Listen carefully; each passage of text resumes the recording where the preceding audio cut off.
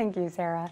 With deer season upon us, the Minnesota State Patrol is reminding drivers to keep an eye on the road, as you should always do. KIMT News 3's Evan Berg spoke with Sergeant Troy Christensen about the steps we can all take to avoid dangerous collisions.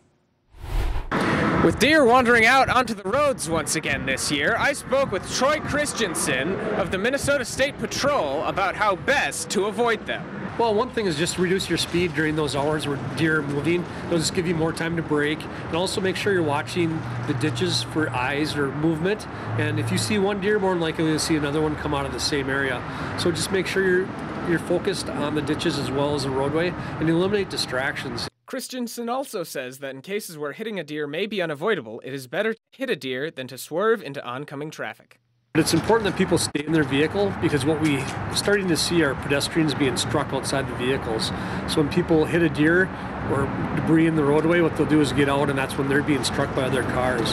So it's important after you hit a deer to get off the roadway as far as possible and just put your four-way flashers on. According to Christensen, the most common times to look out for deer are in the early morning and later evening hours. Remember to keep your eyes on the road. In Rochester, I'm Evan Berg, KIMT News 3.